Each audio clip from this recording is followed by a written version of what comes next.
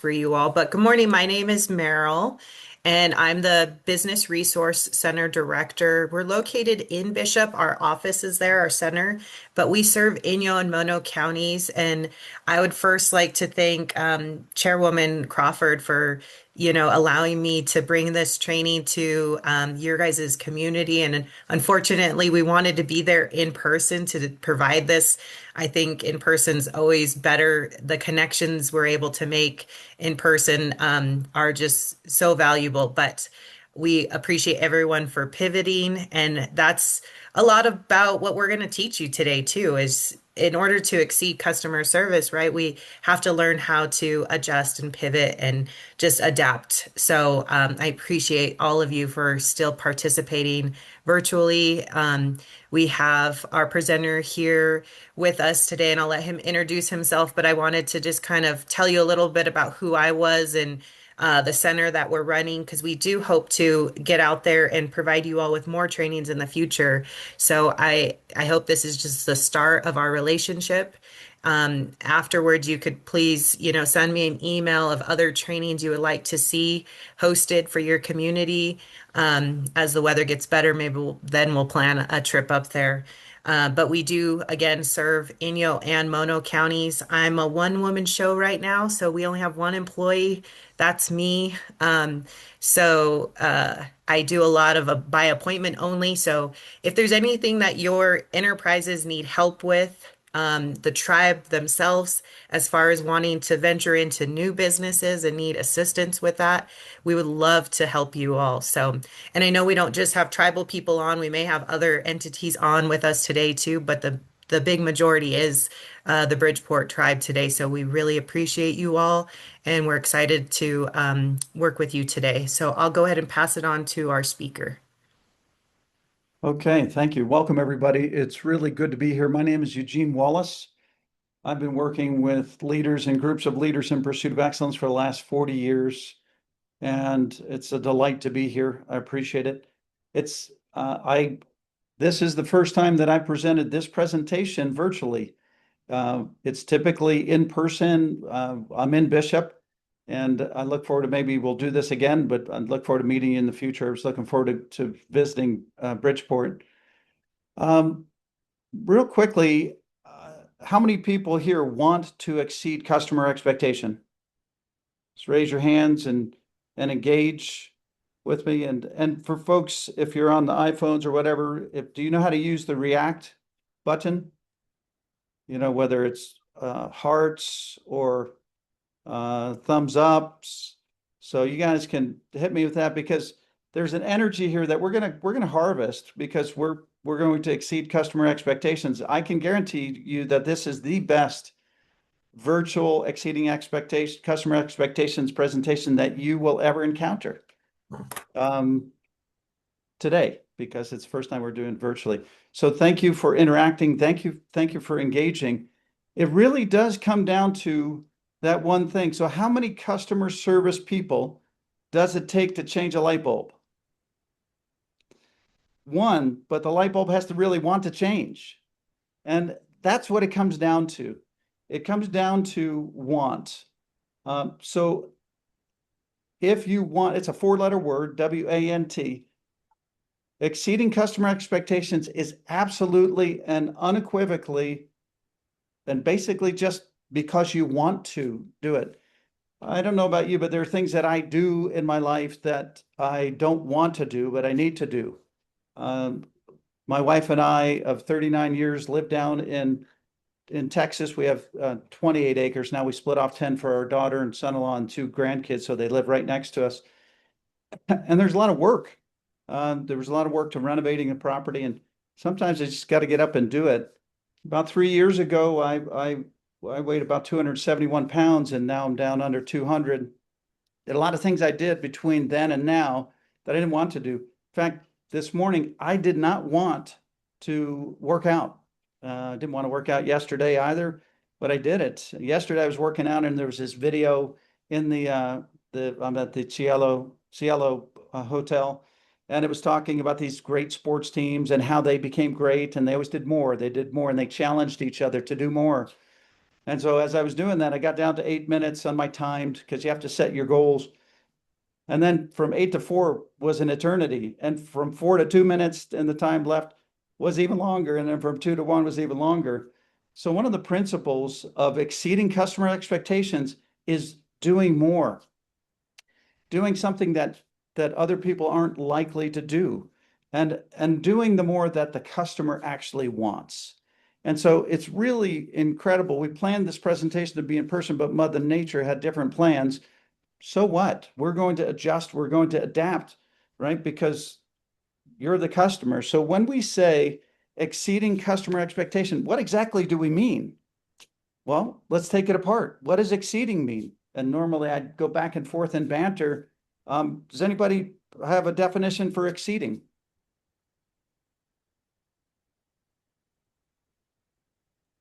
Going above and beyond the standard. Yeah, going above and beyond the standards. It's very great, exceptional, beyond. It's getting out there and going beyond what people are hoping for. And what's customer mean? What's the definition of customer? And you think, well, that's kind of simple, Eugene, but what is the definition of customer? I use dictionary.com a lot because words matter. Person that buys the product.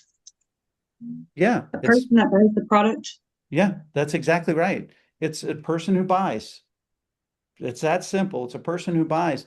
Also, customers are, but they go by other names: clients, fans, members, patient, guests, right? And then there are internal clients and there are external clients. So the person in accounting or HR or the person in maintenance are internal clients. And so how do you go beyond? How do you exceed that customer's expectations? And then who would like to finish us off with expectations? What's the definition of expectation? Set yourself a goal. Yes, and You achieve it. yeah, that's right. So thank you. And so expectation comes from the Latin word spectere, right? To look forward to. To look forward to. It comes from spetere,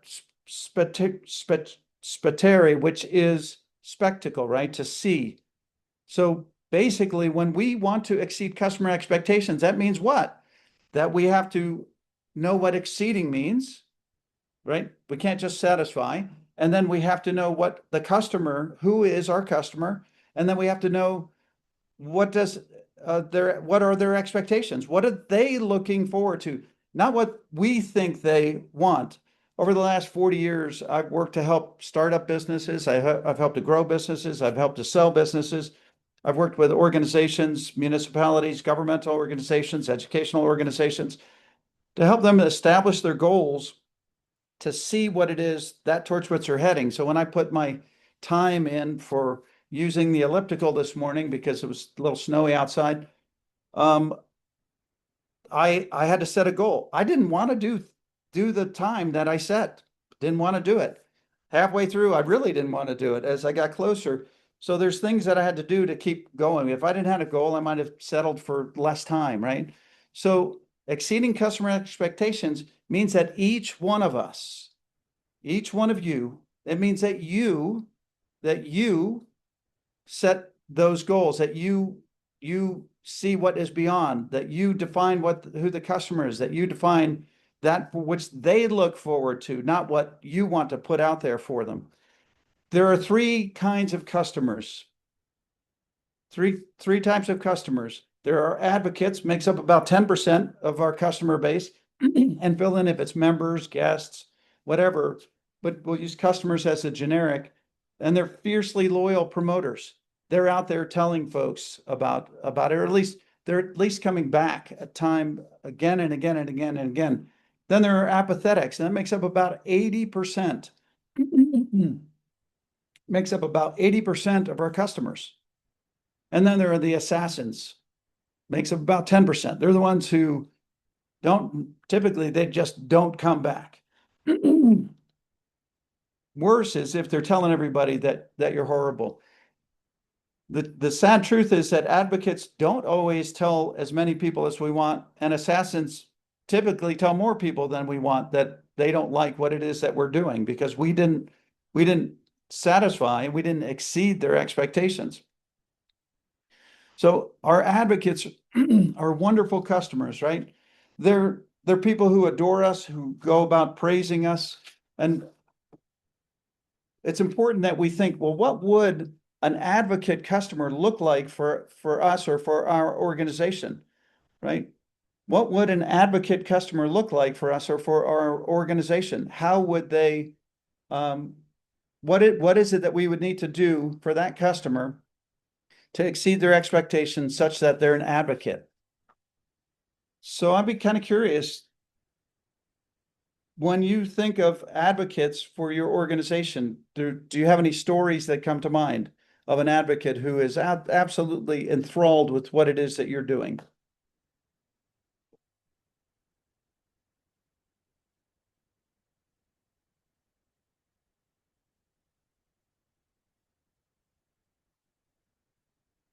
It's not always easy.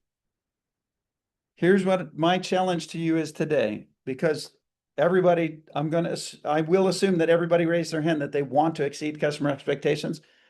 I want you to be thinking about these questions. What are the stories of exceeding customer expectations, advocates for our organization? And if you can't find some, what does that tell you? Look for some. Here's some other questions that I'd like you to look at in terms of exceeding customer expectations. Are you a good customer? And if you're a good customer, write out what that is. What does it mean for you to be a good customer? Are you an advocate? Are you a apathetic? Are you an assassin? You don't have to answer. I'm not asking you to answer that in this open forum here. And so, but I would like you to write those questions down. Are you a good customer? Are you an advocate? Are you an apathetic? Are you an assassin? And then write down why you are a good customer, why you are an advocate for those organizations. Why is that important? Because you'll be thinking about those organizations that are exceeding your expectations. Why is that important? Because if you want to exceed customer expectations, you have to know what that means. And by detailing out stories that you have of when you've been a good customer or there's been an organization that has exceeded your expectations, you can then repeat it for your customers. Also, think of those customers that you believe are your advocates for your organization, that you believe are the apathetics, that you believe are without slandering people, without naming names and talking badly about anybody, that you think are assassins. It's important because this is about changing habits, right? This is about you, about each of us working to change our habits, right? To do that little bit more every day when you're working out, to do a little bit more when customers come in and you want to exceed their expectation, to do a little bit more to know what their expectations are, to do a little bit more so that you are turning customers into advocates, ambassadors who adore you, who tell everybody, who get out there and say, you've got to try this restaurant, you've got to try this organization. These folks have taken care of me, they're the best. And so taking the time to answer those questions.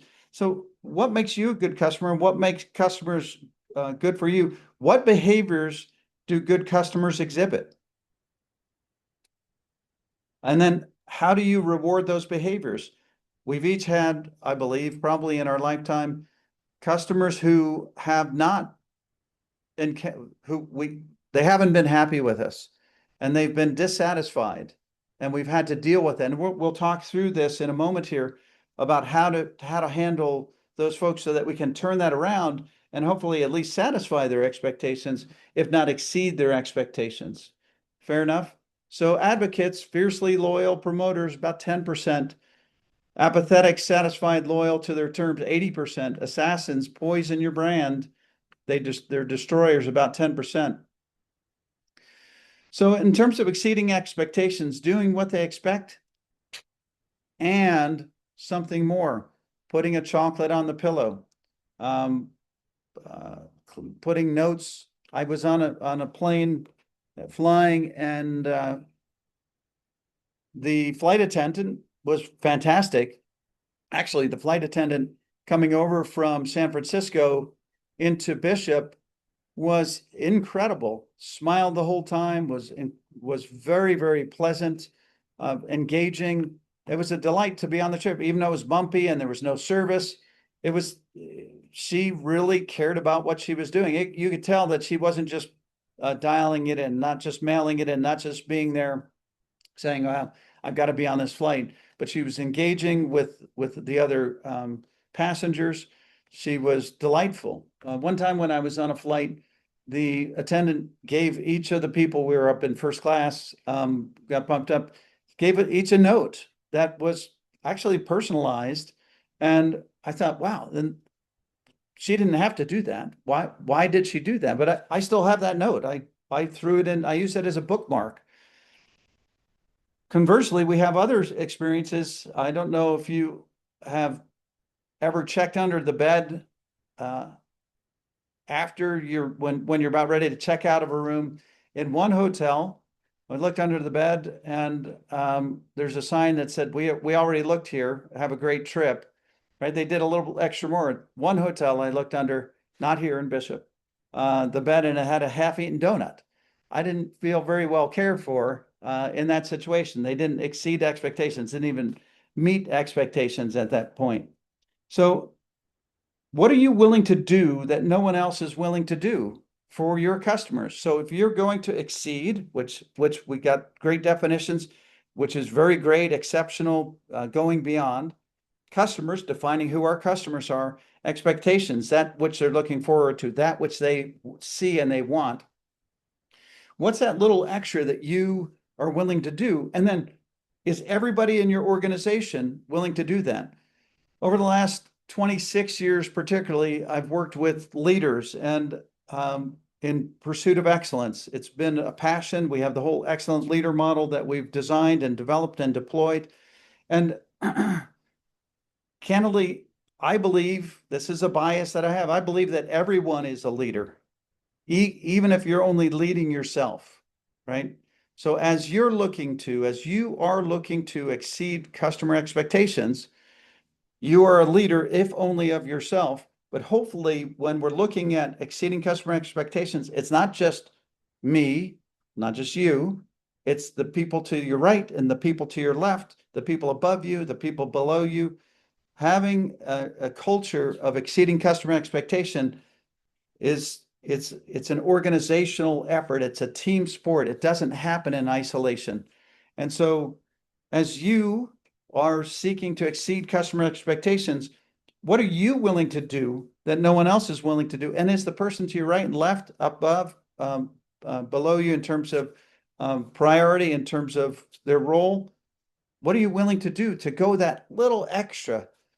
And are you willing to do it each day, even when you're having what we call a bad hair day, where it's you're really not comfortable, you're really not feeling it, you don't want to maybe be there at work, but you have to, right? Because exceeding customer expectation is an every time thing.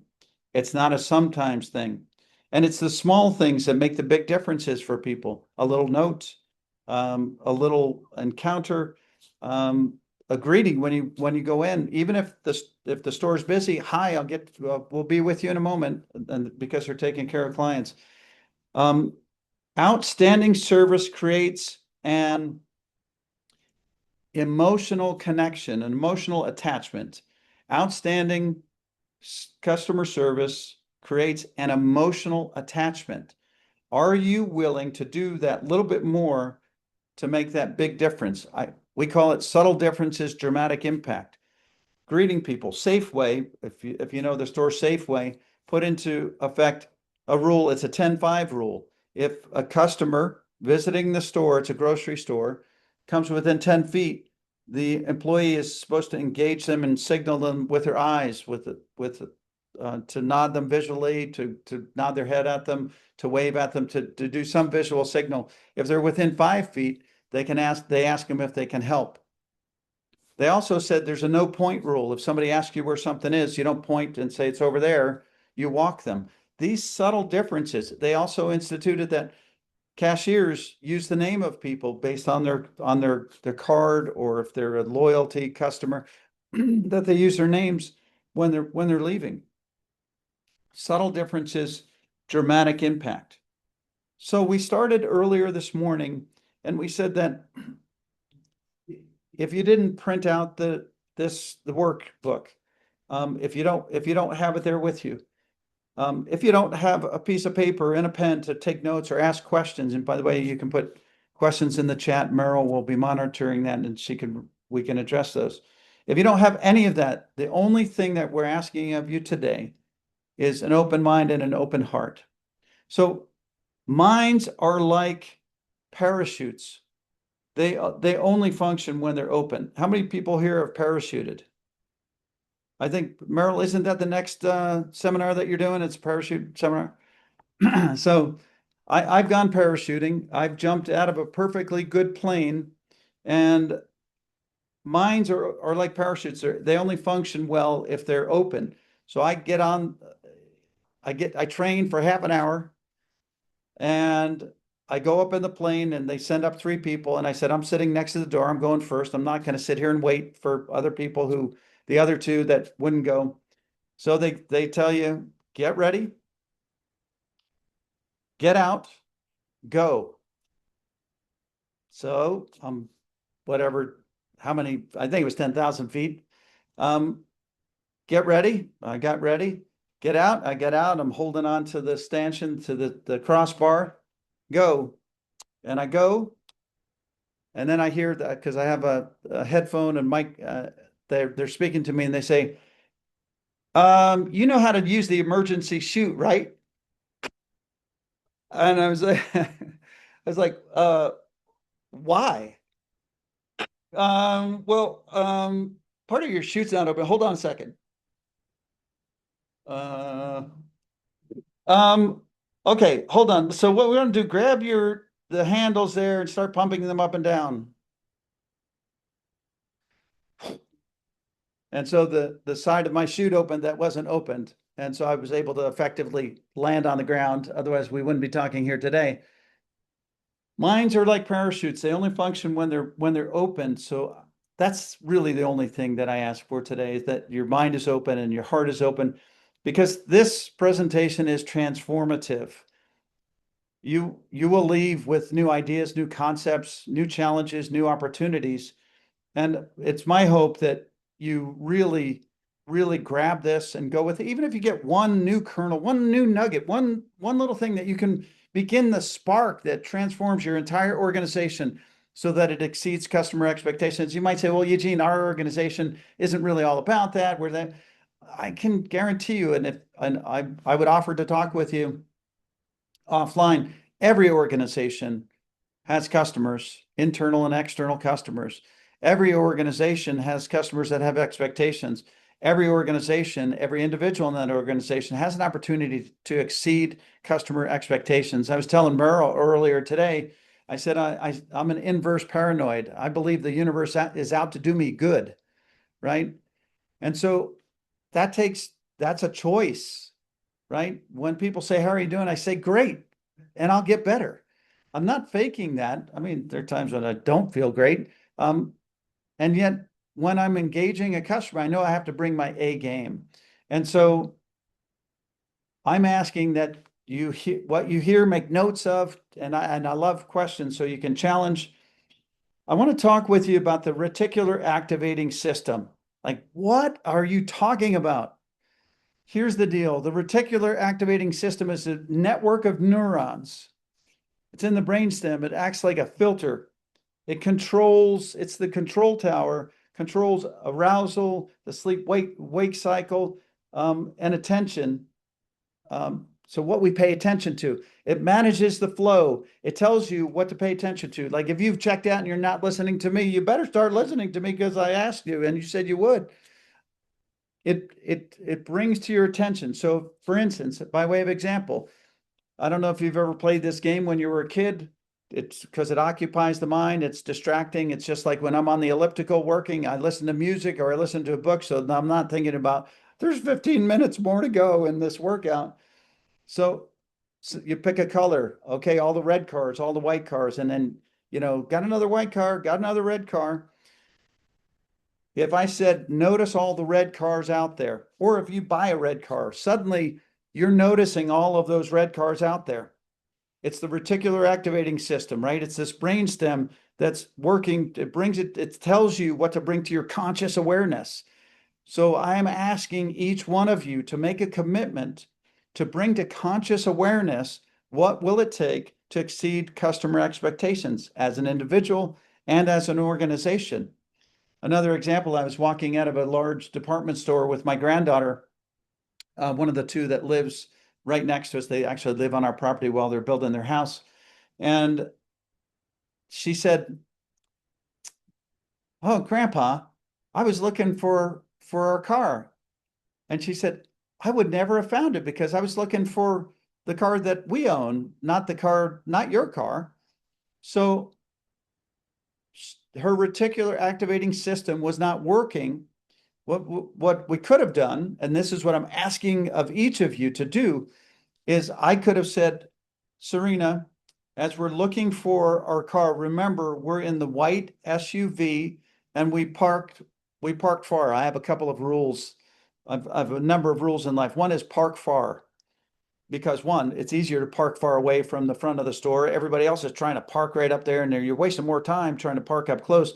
But I park far, and I return my cart every time, right? Sometimes I park far by where the shopping carts go, where there's a place to put them. So anyway, but I could have said, look for a white SUV. It's 3/4 of the way out. And we remember when we walked in, it was to the left of the center line that matches up with the front of the store. So if I would have queued her up, right? So our job is to cue ourselves up about what does it mean to exceed customer expectations, to write it out, to get it out there, to share it as a team with one another, to get the reticular activating system working so that you can change your habits. You can change your habits, because much of the time we're going through life daydreaming. But that's not what the call is here. If you are going to exceed customer expectations, you have to do what? You have to define what exceeding means, customer means, and expectations mean, right? Because if your customer has something on their mind, or if you as a customer service person serving someone has something on your mind, you're not going to pay attention to what they're asking or what they're looking for. You're not going to be thinking about what their expectations are at all. So there are 3 levels of listening, and we want to lay these out here for you to challenge you a bit so that you can be mindful of what's my level of listening, particularly if you're frontline customer service, right? Where you're out there. There's level 1 listening, which is listening to yourself. So as I'm talking, you're thinking about all the other work that you have to do. And oh my gosh, I can't believe I'm sitting here in this presentation and this guy's challenging me to be a leader of myself, leader of my team, leader in exceeding customer expectations. And I've got to shovel the snow. I've got to do, that's level 1 listening. You're listening to yourself. Level 2 listening is listening to the other person. Listening to the other person and at least hearing their words when they're speaking about US 395 being closed both ways. And what does that mean? What does that mean for them? What does that mean for me? That's level 2 listening. And so employing that takes a conscious effort, right? It takes a decision on your part, and it becomes a habit the more you do it. If you choose to do it, if you say, I'm going to do level 2 listening for this much time each day, I'm going to work at it. What we really want to strive for is level 3 listening, which is listening to the other person and adding intuition. They indicated that they had someone in their family that was ill, or they indicated that they were really looking forward to this because this is a part of a transformational goal that they have in their life, and being empathetic and asking them questions, right? One of the key behaviors that you can embrace in listening, to getting to level 3 listening, is asking questions, listening to what they're saying, and then asking follow-on questions. That's level 3 to get to the empathetic. Because remember, outstanding service creates what? An emotional attachment, right? That's how we exceed customer expectation, is we're actually truly connecting to them by listening to level 3 listening, asking them questions. Why are we asking them questions?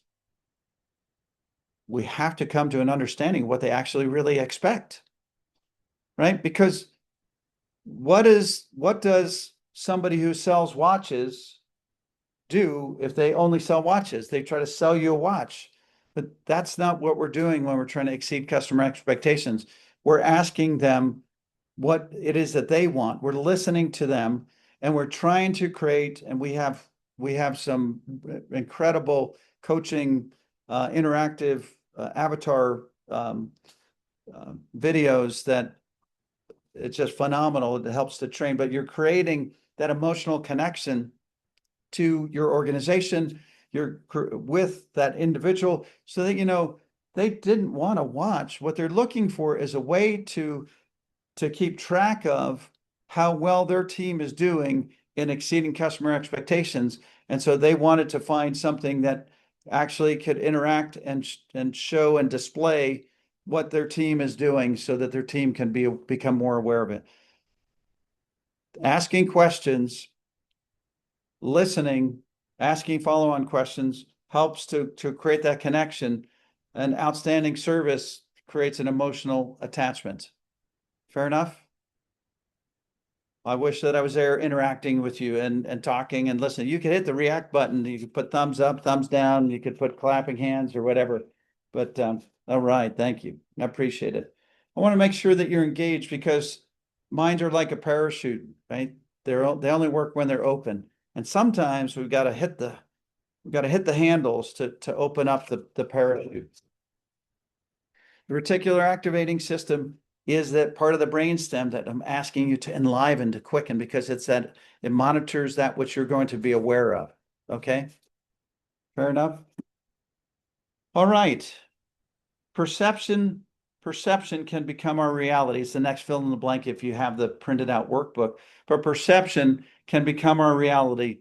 Now, I have to tell you that when I hear people say perception is reality, I feel it's like fingernails on a chalkboard. For those of you who are too young for what chalkboards are, it'd be some irritating noise that you hear that makes you cringe, right?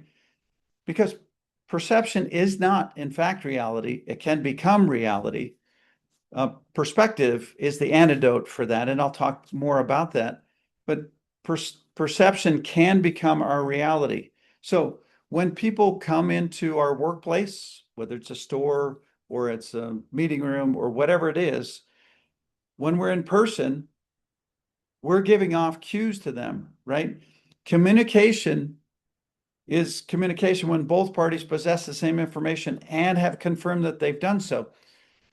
They're different percentages, but the spoken word is about 10% of communication, 10 to 15%. Some have it different. And then tonality and nonverbals make up 35 to 45%. And then body language makes up the other 35 to 45%. So when people come into our workplaces, do we walk towards them to greet them? Do we have a quick pace? Do we make eye contact with them? What's our body language like? Are we folding our hands? Are our hands in our pockets? It makes it look like we really don't care. Are we standing to greet people? So perception is reality. There was a store, restaurant that I walked by. It had dirty windows and it seemed disorganized. Their open sign was tilted. It seemed kind of dark inside. That perception became my reality. I chose not to go into that restaurant, whereas there was another restaurant that was clean and neat and orderly. Now, I found out later that the first restaurant was the better restaurant. They just didn't take care of their windows. But that perception became our reality. So really, we only have one opportunity for a first impression when it comes to our customers, or repeat impressions with them. So we can control what their perception is, and then we can control what becomes their reality. On the telephone, it's very hard, right? Because now they're not looking at body language, right? They're only picking up a little bit by the words, but they're picking up on tone, or signals like a big heavy sigh, right? Or monotone voices. Hello, how are you doing? Or, can I help you?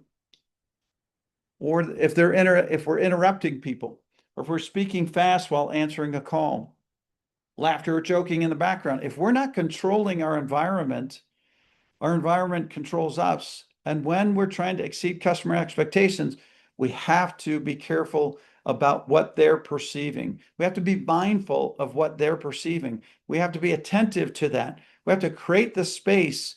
That's why hospitality places like the Ritz-Carlton, where the bed is folded down, there's a mint on the pillow. If they go in, when they go in to turn the bed down, they clean up any trash out of the garbage places. A lot of them have had for a long time facial recognition. So when their first encounter, they greet you and they say, hello, Mr. Smith. Hello, Mr. Wallace. And so they go out of their way to create that which is beyond. They exceed their customer expectations. What we want to do is TLC, right? It is tender, love, and care, but it's think like customers. We have to be aware of what they could misperceive, right? We have to be aware of what they could misperceive. We have to think like customers. Now, when is the time to do that? Is the time to do that when you're encountering them? No, the time to do that is now. To write down what you think is your ideal customer. What are they looking for? How do we do it? And then to think about how do we do more for that customer, because we want, as a goal, we want advocates, right? People who are ambassadors. We don't want apathetics. Apathetics are satisfied to greater and lesser degrees, but if you raise your prices by a little bit, or you say something that offends them, or many apathetics just feel that you don't really care, you didn't engage them, you didn't counter them. And we certainly don't want the assassins. You have to think about those things now, because our goal is we want advocates. So working individually and then together, figuring out we want advocates. What's that look like? And what are we going to need to do to have an advocate? The rich vein of gold is where? Apathetics. 80% of our customers are apathetics. How do we care for and help those apathetic customers? And it's not derogatory. It's just they come back, and maybe they'll come back once a month, or maybe they'll be a repeat customer. But if somebody moves in next door and has something less expensive, then maybe they'll switch. I don't know how many of you know Les Schwab tires, but Les Schwab tires, they're not the cheapest tires out there. But they are the ones who run out to your car. They're the ones who fix your tires, even if you didn't get your tires there. They fix your tires. I took a tire I got a flat, and I rolled into a Les Schwab. And I said, could you fix this? I'll pay to fix it. They took the tire off, fixed it, put it back on, and then said, thank you very much, Mr. Wallace. We'll see you. Well, how much do I owe you? Well, nothing. I said, but I didn't buy the tire there. They said, it doesn't matter. We figure you're going to buy tires from us in the future. I have spent tens of thousands of dollars on tires with Les Schwab over the years, because that's the kind of service that they provide. They fight for me as a customer. They want to exceed my expectations. One time, the young guy ran out to the car, and I was super like, "What are you doing? This is a little creepy." But I said, "Is this hard for you to do that?" Well, it was at first, but now I get excited to see how customers are going to react when I go out there. When I get to the car, and I see their shocked look or their appreciation, it kind of makes it fun. And so we have a competition to see who can run out to the cars first. So are we willing to do that little bit more and do bits of little things. It's subtle differences, dramatic impact. Are we willing to do it? And are we willing to manage perception so that they don't become misperceptions, or bad perceptions don't become reality? Each person has a different perspective about their experience. Our job, your mission, should you choose to accept it, is to learn the point of view of your customers. That's what every encounter is about. Learning the point of view, the perspective of your customers, because perspective is the antidote to misperceptions. Are we willing to create the environment within the emotional environment, the physical environment? Kurt Lewin, a behavior scientist, said that the formula is behaviors are a function of the interaction of the person and the environment.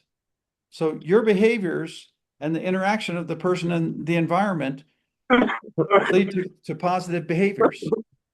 So paying attention to what behaviors you want. And if you don't like a behavior, if you're leading your organization and there's behavior that you want to see changed, you change the interaction, or you change the person, or you change the environment, right?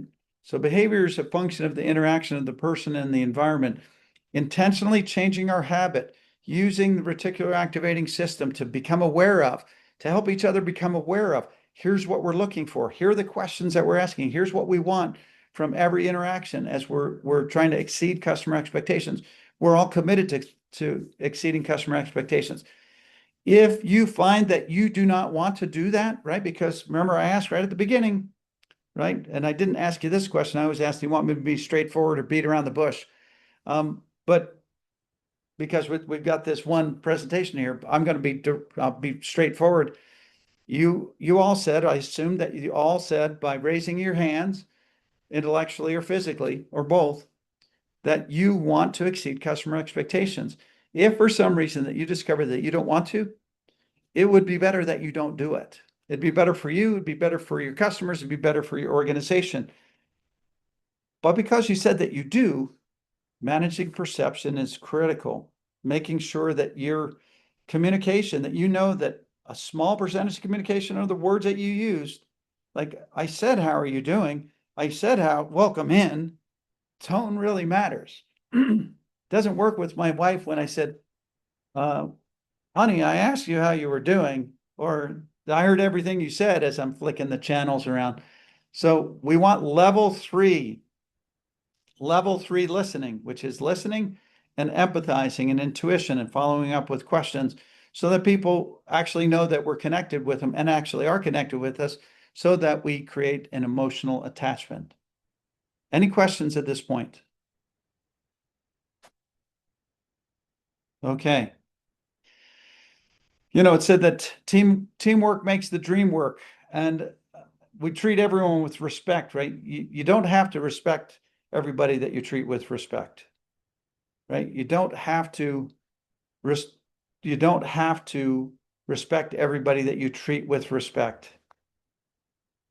When we make a decision to treat everyone with respect, even those that we don't respect, we make a decision to be on higher ground, to operate at a higher plane of human dignity. And it's just good for the soul, because if I get disrespectful with people, it's really revealing something deeper about myself, right? I need to do the work so that I'm not triggered, because there are assassin customers that do in fact try to get to you, to get to your triggers, to get you to have an emotional reaction. It's just a thing that some do. Most don't. That doesn't mean that they don't trigger you. It doesn't mean that they don't say or do something that sets you off. Well, what's the antidote to that? To tell them that they can't do that anymore? No, the antidote to that is to, one, know who you are, and to do your own work about what are the things that trigger you. And if you find yourself disrespecting people, that tells you, that's a clue that there's some things that you need to work on. You have a team of people that can support you. Things that ought to be shared with your team are information, your leadership of yourself, your leadership of them, or being led by them, positive attitude, right? I was working as I was working out this morning, I was trying to figure out, was it the altitude or was it my attitude? Like I didn't want to finish, but I did because I had a goal, right? And so the attitude really matters. And then ideas on service and procedure improvement. If your team doesn't buy into this, take more time to have your team buy into this. Do whatever it takes for your team to opt in. You know, I hope that none of you are here today because you're forced to be here today. And even if you are forced to be here today, I'm inviting you to participate in an incredible adventure to learn more about yourself, to learn more about exceeding customer expectations. Why? I have had a goal I've had a goal since I was young to help 88 people become multimillionaires. I don't know why. I'm at number 72. I have somebody saying they want to be number 73. I I work with people who want to pursue excellence. And so, if only for your own advancement, I'm asking you to have an open mind and to opt in to this presentation so that you can benefit for yourself, that you can learn even just one new thing today, and you can take it and apply it to your life, apply it to your marriage, apply it to working with your kids, apply it to people in the stores that you visit. See if they how well do they exceed your expectations. It takes a team to transform a culture. And so check yourself and then work with your team and your teammates to decide to have a culture that wants to exceed customer expectations. It's really hard to do this in a vacuum. It's really hard if one person's trying to exceed customer expectations and the next person really doesn't care. It can be a lot of fun to have an organization, have everybody opt in to exceed customer expectations. And so at the end today, we're going to have a contract that you write to yourself, right? And you're making with your leaders and your teammates to work honestly and continuously to exceed customer expectations. So on the team, make sure that you share the information that people need and that you're leading and being led and you have an attitude, not a positive attitude, not a bad attitude, but a positive attitude. And then make sure that there's a common embracing of the procedures and systems. Not to be shared office gossip. It just tears down our words. Our tongues are like fire. We can set things ablaze. The bad thing about setting fires, you typically get burned. It comes right back around. And so, there's another way to look at this to give you a graphic image. If you're loose with your lips, or people who are loose with it can cause damage. Life's too short to have gossip and slander and detraction. Again, it tells you something about yourself. So there was somebody who said, I really have a hard time with gossip, and I want to stop. And the person that they were sharing that with said, okay, try this.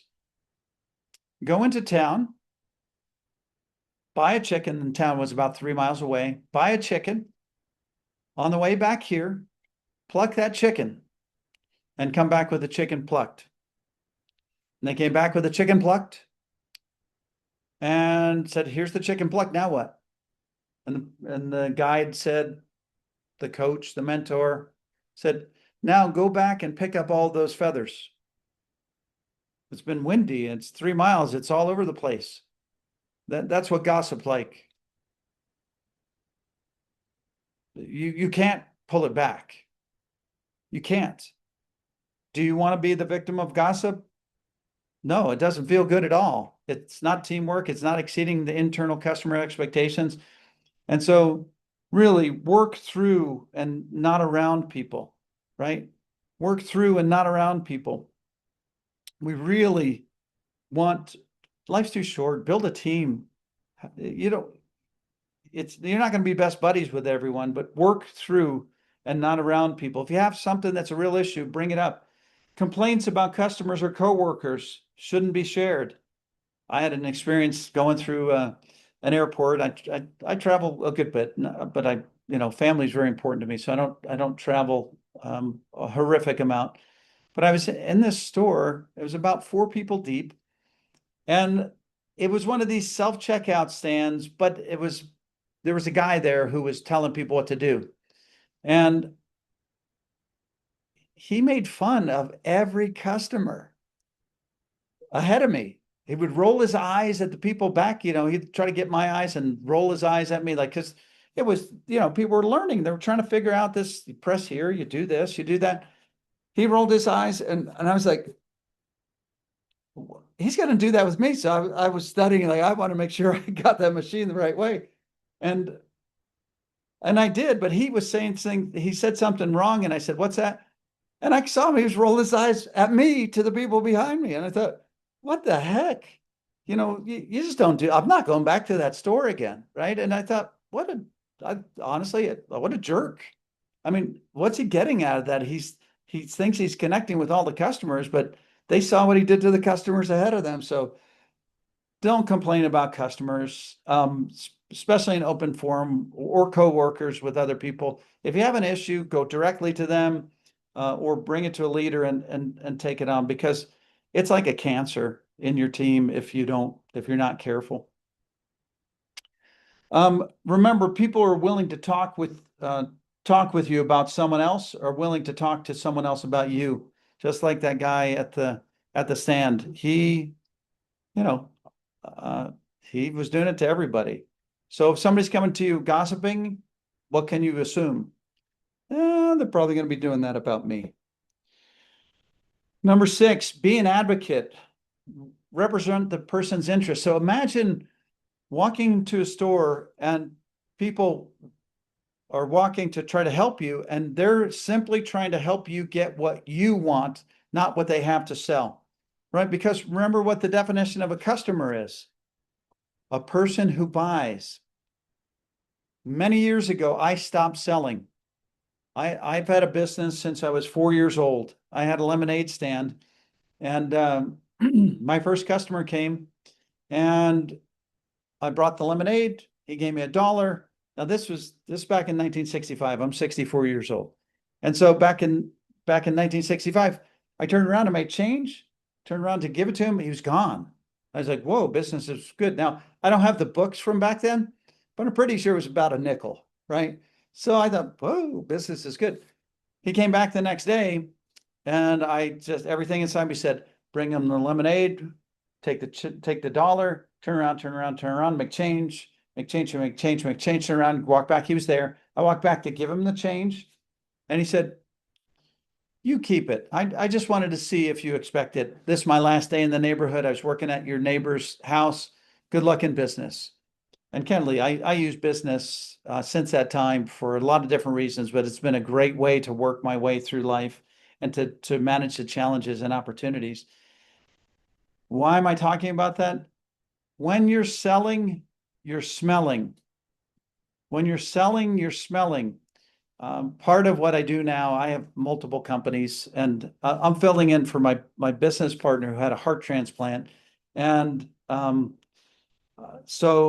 but I have a number of different businesses, and I help people position their businesses to sell, or I help organizations grow excellent leader cultures. And what we say is the business is not for sale, but it is open to being bought. So when you are doing customer service, when I do customer service, if somebody says, "Hey, what do you do and what value can you bring?" I ask, "Well, what is it? What are you looking for?" I mean, customers are not looking for a 1/4-inch drill bit. What are they looking for? A 1/4-inch hole. We could do it with a water jet, a laser jet. We could do it with a nail. We could do it with a drill bit. We could do it with any different ways to do it. But if I only have drill bits and I'm trying to sell it to you, So when you're selling, you're smelling. When you're asking, they're basking. It's really about asking people what they want. It's really, really critical as an advocate for the customer coming in that you're helping them discover what they want. Because then it gets fun. You know, when I was in financial services, I went at one point in time, I started my own financial services business. And I had these older guys say, "How did you do that?" And I said, "Well, what do you mean?" They said, "I never would have thought to do it that way and with this and that." I said, "Well, uh, that's what they needed. That's what they wanted. That's what they needed." And so that's what we're doing. When you take it on, when you consider yourself as an advocate for the customer, whether the internal or external, you're trying to help them discover what they want, and then you're trying to help them get it, then you don't have to worry about selling anymore. I mean, who here likes to be sold on things like sort of that coercive, and some people are really, really good. I mean, if you've ever gone into a timeshare or you've gone into, some kind of hotel deal where you get three weeks a year or whatever, they're good. I'm sorry, I hope not, that's nobody here. If you are, it's for the right people. I guess it works. But there's some sales systems that are really good. And then that it's a selling system when they say, no, but we've been spending all this time, when they get a little ticked when you say, "I'm not going to sign anything today," right? So when you're selling, you're smelling. Be an advocate, help your customers discover what they want, and then balance the needs of each person with the interest of your organization, right? So you're a business, right? Customers are people who buy. You ultimately want them to buy something. It's just the way you get there is by actually really caring what they want and need. I don't know if you know the miracle on was it 52nd Street, 38th Street, just forgot. But they send people down to other stores. Oh, we don't have that here, but we send them down. And then you think that's counterintuitive. Why would I do that? I want to sell them something. If you don't have what they want, send them to the other place. Why? Because they know that you care about them. And when they need what you have, they're going to come back. Okay. It's all about attitude. There are energy givers and there are energy vampires. When you're dealing with customers, there are energy givers and energy vampires. When you walk into your work area, you have to think lights, camera, action. You have to put on that smile. You have to be ready to bring your A game, right? Because you're going to encounter, you don't know who you're going to encounter. Are they an energy giver or are they an energy vampire? Nobody can misinterpret your smile. So take the time, extra time to smile. If you're on the phone, stand and smile when you're talking. It transfers through the phone. So take the time to smile as you're working with people or talking over the phone. Take ownership of each interaction, right? Take it as a challenge. Take it as an opportunity for you to help this new customer discover what they want. Invest yourself in the person's issues. Make it as important to you. Like, take the time to make this important and see this as an opportunity. It makes life fun, and it makes the days go longer, by the way. And at the end of each interaction, you really want to check, was I helpful for this person? Did my presence today in this interaction help this person? Versus, hey, did I get another sale? And boy, that sucker, right? P.T. Barnum said there's a sucker born every minute, right? That's not customer service. Okay, I'm going to ramp up the speed a little bit here. So show consideration. Moving on to number 8, acknowledgement. If you have the workbook, and if you don't, you'll have it. You have it in your email. You can print it and go back with right questions. Show consideration for everyone's time, like it's because life is chaotic. Be on time if you have an appointment. Be ahead of time if you have an appointment. But really, you may be having a bad day, but this other person may be having a worse day, right? This is a team effort, right? It's not just one person's job. I don't know if you've been to restaurants where, let's say we were at a restaurant, we had 8 people, and normally you have one very haggard waiter or waitress who brings your food 2 at a time, maybe. But in this restaurant with 8 people, when the food was all ready, they brought out 4 servers, each had 2 meals and set it down. So now we had all of our meals. The subtle difference, dramatic impact. But it was a team, and then they were doing that for all of the the diners that night, all the people that were there. If you offer a seat to someone to wait for assistance, if they come in and you say, hey, we'll be right with you. Could you have a seat? Some things that you want to do is you want to make sure that you maybe offer them, so filling in the blanks here. Offer a drink or food if you have it. Can I get you a bottle of water? We'll be with you in a minute. So the first fill in the blank is offer a drink or food. The next is offer how long the wait may be. We'll be right with you. It'll be about 5 minutes, okay? And then probe for their needs. A seat may not be the answer, right? Can I help you with something? May I ask what you're here for? You may be able to find another customer service person that could take care of that. And so they're not just waiting around. I mean, it's nothing worse than waiting around for 10 minutes and they say, well, I can't help you here. You're in the wrong spot. You could also give them a brochure to keep them busy, and you just acknowledge that they're there and that they're waiting. If you have to leave when you're serving somebody and there are people waiting, use their name. Mr. Smith, I'll be away. I have to go away briefly. I have to check something in the back room. I'll be away for about 3 minutes. And then when you come back, you thank them on your return, Mr. Smith, thank you for waiting. I'll be right with you. Same with the telephone. A key thing, number 9, is do not apologize. Do not apologize to people waiting. Simply thank them. Unless you make a mistake, then you can apologize. But I'm sorry for making you waiting. We're so busy. We're understaffed. We can't handle. We have this place doesn't hire enough people. Don't apologize. Just say, appreciate you waiting. Thank you for the time. We'll be with you as soon as we can. I don't know if you've ever read it, but I encourage everybody here to read How to Win Friends and Influence People. We have 5 children, and it was essential. It was mandatory for each of our kids to read it. We have a list of books that each of our kids read, but How to Win Friends and Influence People. One of the key things is knowing people's names. It's the sweetest sound that most people can hear. So take the time where you can to know names. If you see an unusual spelling, ask them how they pronounce it. Write it down. The more you take time to know people's names, the more they feel welcome and they're emotionally connected to your organization. It's an important building block to building relationships. Don't overuse it. Don't keep saying it over and over and over, because they'll be like, well, that's kind of creepy. Once or twice. And then one of the key things is, I don't know if you've ever had this, but we just took our daughter to the emergency room, our adult daughter. She had a dental oral surgery that just created some really anomalous physical reactions. So we took her into the emergency room. She's 33-year-old mother of 2, brilliant artist. And here was this 21-year-old attendant saying sweetie and honey, and just don't use those like, hey chief, hey boss. It's not really advisable to do that. 10, pedestal words, they lift people's status. So one of the key things that I want to pass on to you is taking that subtle little difference to have a dramatic impact. Instead of saying no problem, no worries.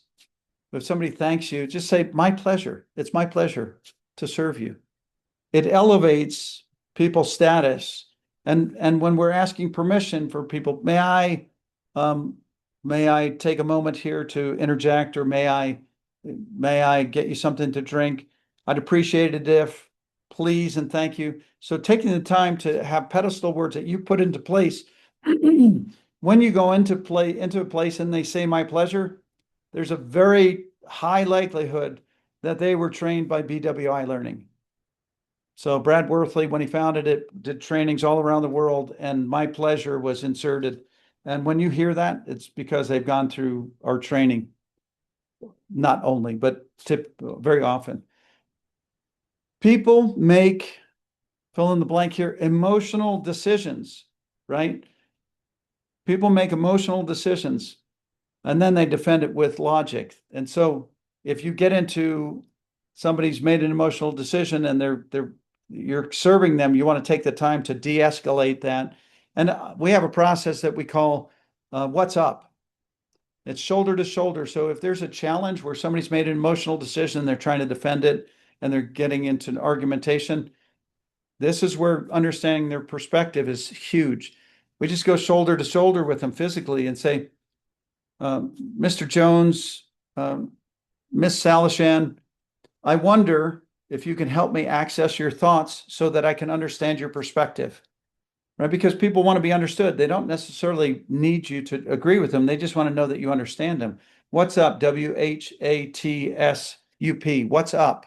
I'm trying to create an acronym so that you have it when you're in that situation, because all of a sudden you're seeing red and you want to get them, and you just turn shoulder to shoulder and, Ms. Smith, I wonder if you can help me access your thoughts so I can understand your perspective. I want to understand what's what you're thinking, what you're saying, what's going on right now. And it really helps because people make emotional decisions. And so they just need to get that out there sometimes. And it's our job to do it if we want to exceed customer expectations. Use listening statements such as I see, I agree, I understand, right? And actually try to see. Let me see if I understand you correctly. It's beautiful because it gives them the opportunity to say, well, almost, you almost see it. This is the real issue. And then you get to the real question beneath the question, the issue beneath the issue, and taking the time to do that. We have a process that we call Ask Act Leaders, and it stands for analyze the situation, seek to get to the question beneath the question, keep it simply stated before you move to the alternative courses of action, and then the consequences and taking action. So asking people questions to really understand 9/10 of the arguments that we have in life, we don't even agree about what we disagree. You know, the old saying is, let's agree to disagree. I don't like that saying. I say, let's agree to agree about what we disagree, because 9 times out of 10, I find that we weren't even really disagreeing. We were talking about totally different things, but it was an equivocation. It meant something differently to you than it did to me. And so, oh, actually, we agree about this. I thought we were disagreeing, and we're not. So agree to agree about what you disagree. Take the time to do that and seek understanding. Active listening says, I value your opinion. I want to understand your perspective. I really want to understand your perspective. Can we take the time to do that? That's what exceeding customer expectations is all about. It's actively listening, not interrupting, leaning in towards people, providing good eye contact, looking them in the eye, using listening statements, nod your head, nonverbals, nodding, agreeing, to try to actively listen. Not that you're going to agree with them, but that you've actually heard them. Asking the right questions, open questions that help them to get it outside themselves versus closed questions.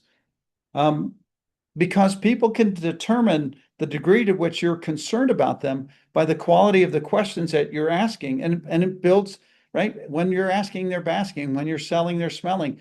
When you're selling and pushing your point of view on them, or are you asking them for their point of view, for their perspective, right? Asking open questions like how, why, when, who, what, where. May I ask how you're seeing this? May I ask what exactly it is that you're concerned about? Would you mind telling me what it is that is bothering you?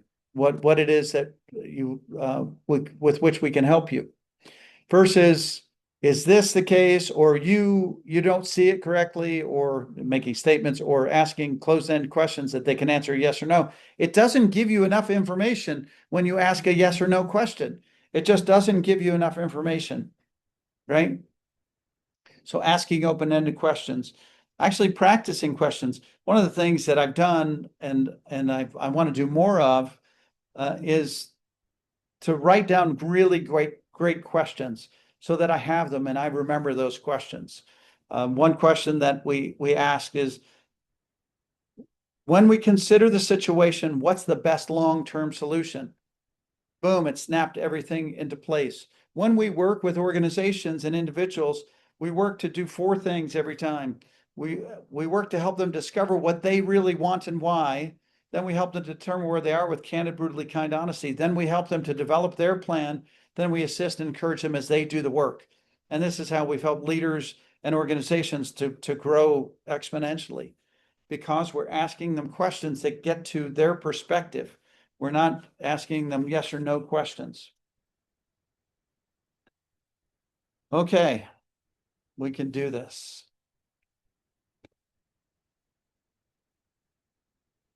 Seeking assistance. If you're unsure about how to answer a question, one of the things is, I don't know, or it just says, I don't care. The best thing that what I found, and there's some suggestions in the workbook, if you're unsure of how to answer a question, it's better to seek assistance from somebody else than to say no or give some incorrect information. I've had people give me very wrong information.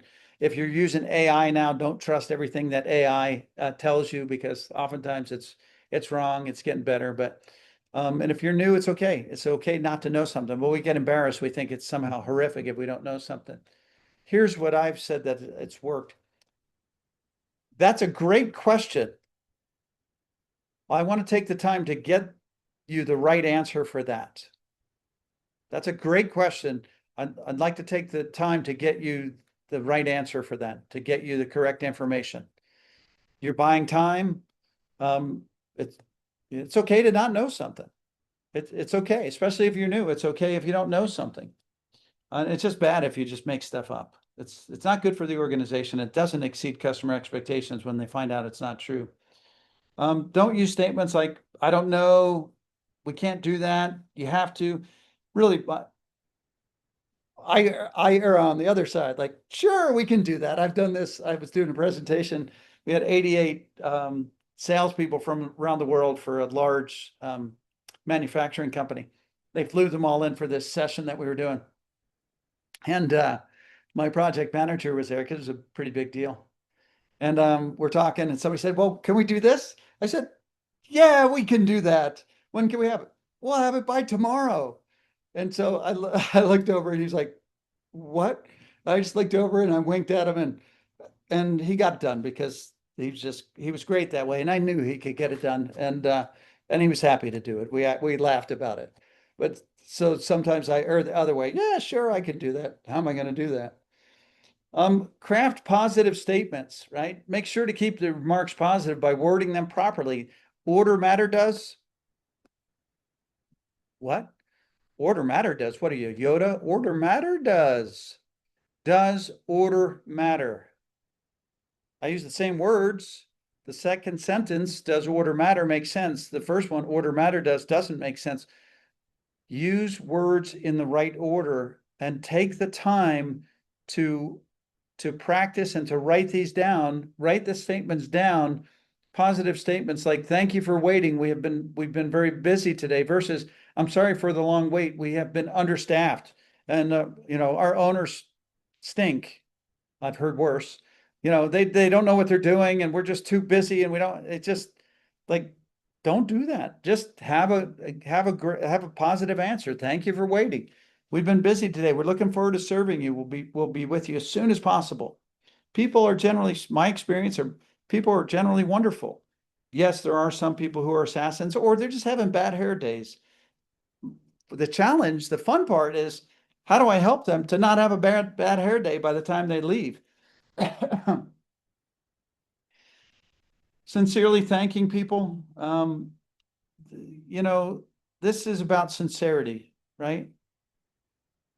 Because people make emotional decisions. It's our job to actively listen, right?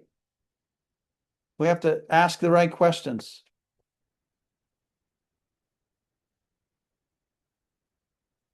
The key word to outstanding service is sincerity. I like authenticity, but sincerity by definition is Latin. It means to burn out the wax. So when they would make statues out of marble, many hundreds of years ago, and even today, I suppose, they would fill in the flaws with wax. And so one of the tests that a buyer of a marble statue would have is they would heat it, so that they could see if the flaws were filled with wax or not. And that's where sincerity comes from. So be without hidden, don't hide it. And if you're faking sincerity, it's probably better for you not to do it. But man, it's a choice. You can choose to be sincere. You can choose to really have gratitude. So the key word to outstanding service is sincerity or authenticity. How do people judge us? So here's the deal. Here's the raw hard facts. According to some experts, on the telephone, 14% are the words we use. And if you have the workbook, you can fill these in. 14% are the words we use. 86% is our voice inflection.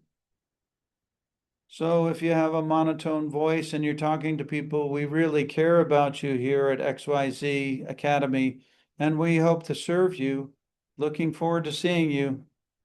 Doesn't work. 86% is our inflection. Hey, we're looking forward to seeing you. We've got a place reserved for you, and we believe that you're going to have a fantastic experience when you get here. 86% is the tone. So practice, practice, practice. When you're in person, 7%, it's really like 7 to 12% is what you say. We think, hey, I said I love you. That doesn't really work if you didn't say it with the right tone. Or, hey, I said thank you. Yeah, we said thank you. Only 7%, 7 to 12% are the words. 38% plus is how we say it. It's the voice, the tone, the humor. I mean, all of this stuff, people pick this up. And for the courageous of you that are out there, how are you going to find out how you're coming across? We have an excellent leader index 360 so that people can tell you how you're coming across. But ask some people, when I'm on the phone, how's my tone? How's my cadence? How is my intonation, and how's the volume? And get honest feedback from people, because it may be the only chance you ever get to bring on a new customer and exceed their expectation. 55% is what we look like when we said it, right? Our body language. Yeah, we appreciate you as our customer, and so thanks for coming in, and hope to see you next time. I mean, hey, it's great to see you. Appreciate you coming in as a customer. It's people like you that make my day. It was really enjoyable. If there's anything else that I could do to serve you, let me know. I mean, being in customer service is an adventure. It's an experience. It's something that you could rise to the occasion of, even when you're having a bad hair day. 68% of the people we alienate perceive that they've been treated with indifference. 68%. When they say they're alienated, it's because they felt like we were indifferent. Now, some of us feel like we're engaging and we're connecting, but sometimes we forget to tell our face that we're happy, and we don't smile. So truly, 68% of people feel that you're indifferent. How is it that you can change your behaviors so that people will know that you care about them, that you actually care? You might not have even been able to help them, but you care to figure out what it is that they really wanted, discover what they really want, determine where they really are, develop a plan, and do the work with them, right? To help them to do it. 97% of the people who are unhappy with our service, 97% don't complain. They just don't return. 97%.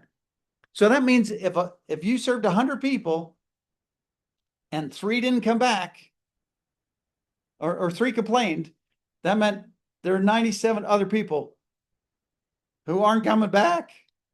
So if you think, well, only 3 people complained, well, that's because only 3% of people complain. So don't go by the number of complaints, because it's just the tip of the iceberg. 97% of people who are unhappy just don't come back. If you have a difficult person, you have 2 choices.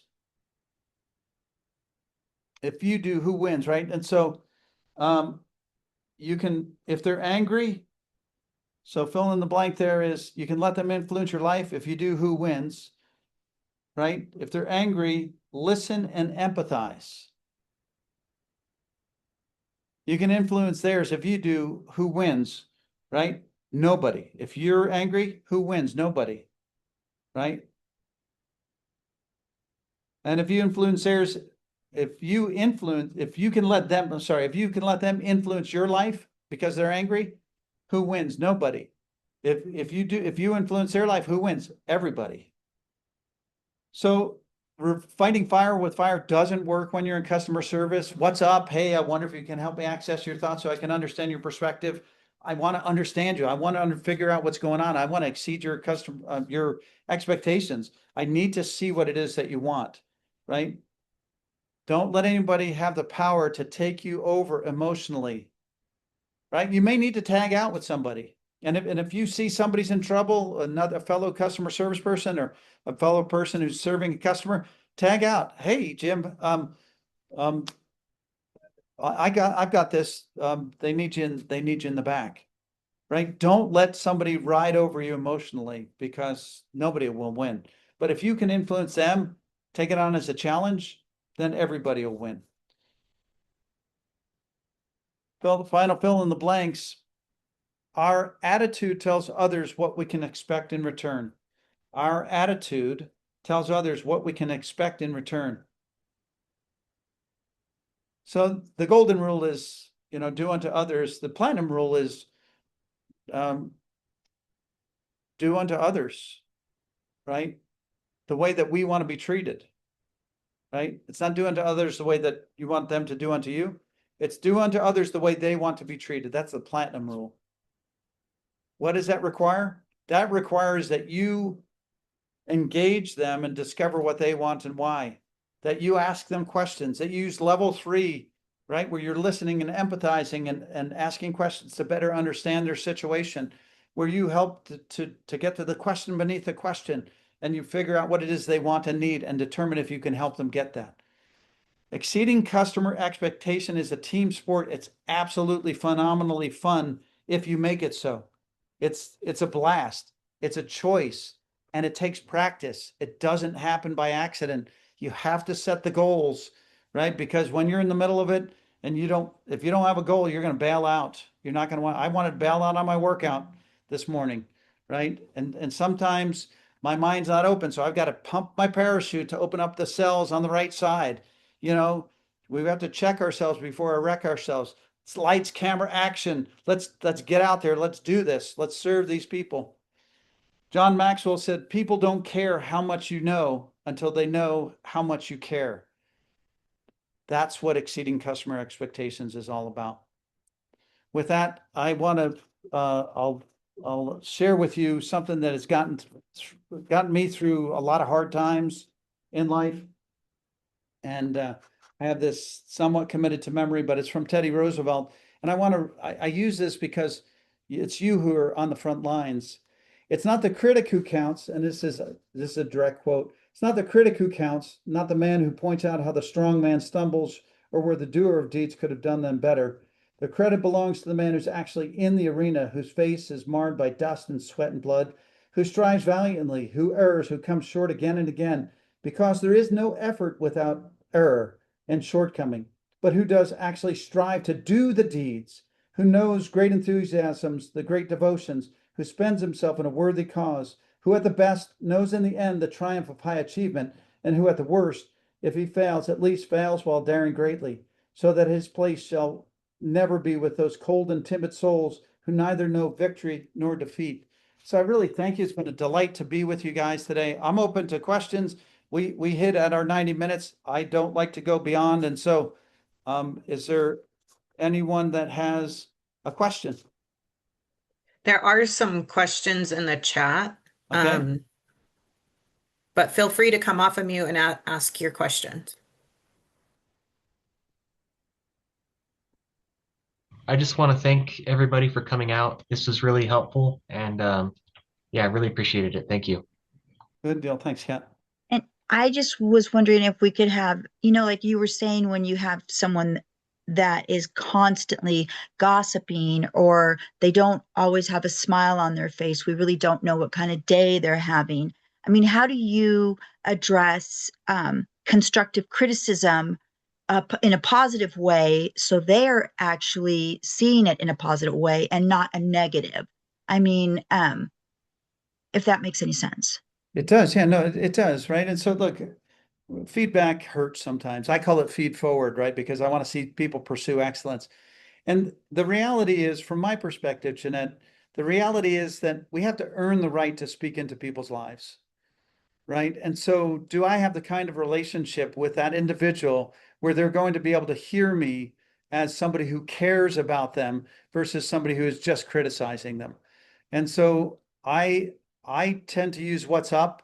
I wonder if you can help me access your thoughts so I can understand your perspective. If I have a relationship with them, because I want to understand, because I just heard you call that customer a jerk, and just, it's not part of what we've said we're going to do for exceeding customer expectations.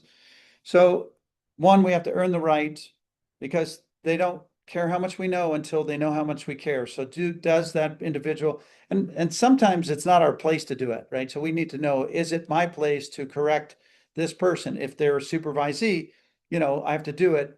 Praise in public, criticize in private, right, is a rule that works. And then set it up so that it is seeking to understand their perspective, because you don't know. Here's a quick story. Do I have time for a quick story, Meryl? Everybody good with that? Yeah, Yes, go ahead. okay. So perspective really matters, right? Thank you. Thanks, Caitlin.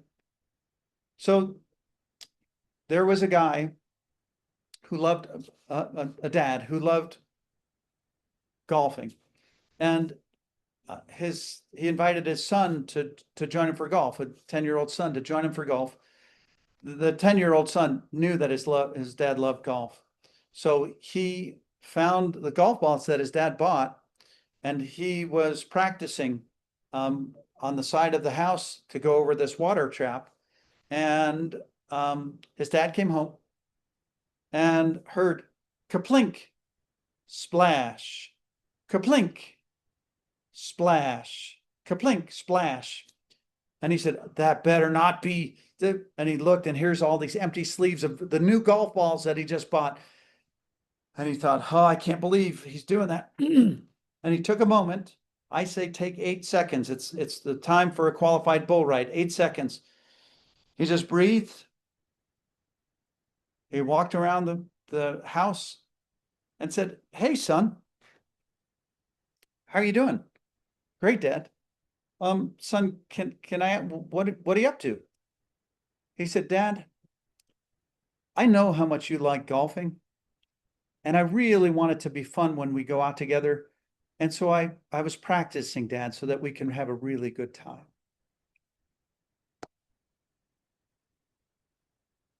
We have to work to understand the perspective before we jump on people, right? We have to get people's perspective. If we did that, we're building connections. We're emotionally connected with people versus just coming at them and trying to crush them. Does that answer your question?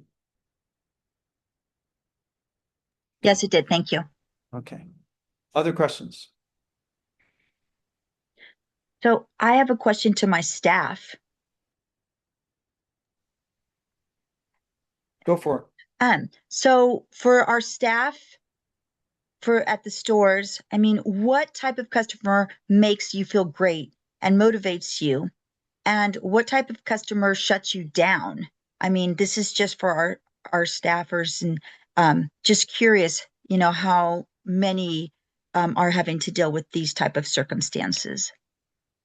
Can I say something? Yes. Yeah.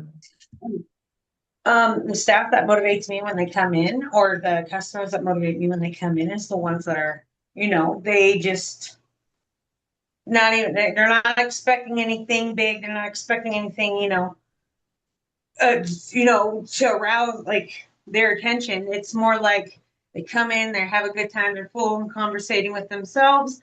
They're just in their own little worlds, and it tends to bond with you a little more.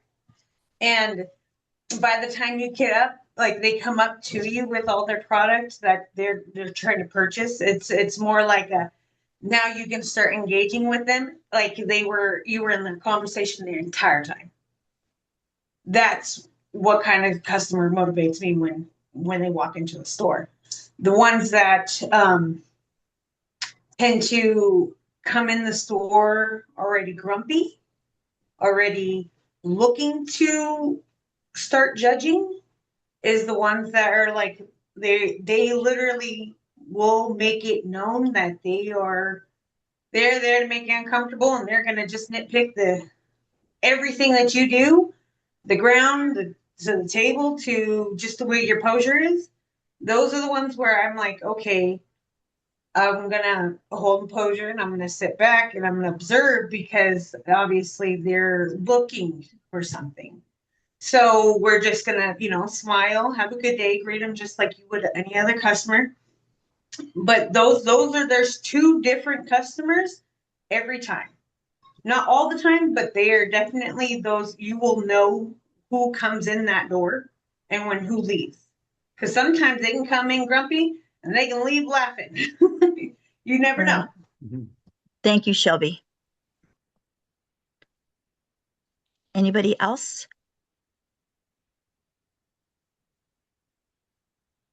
There's going to be a test. Yeah, and this is something that, Jeanette, I think if everybody writes this down and you guys then confer, I think it's really important that each of us has that and then we bring it together collectively. It's really important. Thank you so much. Yep, thank you. Any other questions before we close? Question. I heard you mention the What's Up is an acronym, but I'm struggling to find what each letter stands for, please. Okay, yeah. I wonder if you can help me access your thoughts so that I can understand your perspective. I wonder if you can help me access your thoughts so that I can understand your perspective. Thank you. Oh, you bet. Is that helpful for you? Yeah. Okay, I'm going to add that into the workbook for the future. Okay, I really appreciate it. I hope everybody got something out of this, and I'll hang around here a little bit more for people who want to hang around, if that's okay. But I'm conscious of people's work. If you would, on the back of your workbooks, there is the contract, right? This is the customer contract. I'd like everybody to fill this out. And it's a contract with whomever you want to share this, but this is basically, it just says, I state your name, promise to those I serve that I will do everything in my power to exceed their expectations in every way possible. As of this date, I agree to initiate the following actions in an effort to deliver outstanding service. I will start doing, I will stop doing, I will keep doing. And then if you're courageous, you can bring it to your supervisor and say, hey, this is what I'm doing. So I'll close with this last thing. Everybody knows what a gestalt is. You might not know that you know, but it's when the whole is greater than the sum of the parts. So you know those arrows that are dots and it looks like a moving arrow that's tell you to move over on the road, but it's really individual lights going. That's a gestalt because the light bulbs end up making, or the lights, the LED or whatever they are, make it look like there's actually a moving arrow. There's a moving thing, right? When you work together as a team to exceed customer expectations, you create a gestalt where the whole is greater than the sum of the parts. So let's do a gestalt together. Raise your right hand, raise your left hand, put it together, take it apart, put it together, take it apart, put it together, take it apart. Faster, do it faster, as fast as you can. Thank you very much. Thank you. Appreciate the applause. Eugene, Yes. I just wanted to say thank you so much. You far exceeded our customer expectations today with your presentation. Meryl, thank you for bringing this to us here at Bridgeport and everybody in attendance. I hope you guys know that we're looking forward to collaborating further in the future. Hopefully the weather participates with us the next time. So everybody in attendance, just be on the lookout for Bridgeport. You know, we want to try to keep these collaborations going. And I look forward to implementing this. Like you said, it's self-awareness, it's that mindfulness in our own lives as leaders of our own lives and masters of our own energy and intentions, and seeing what we can do together. you know, our staff and our administration, I have all the faith in the world in you guys, and I know you guys are very skilled, and I'm excited to see how you implement this as well. So thank you again so much.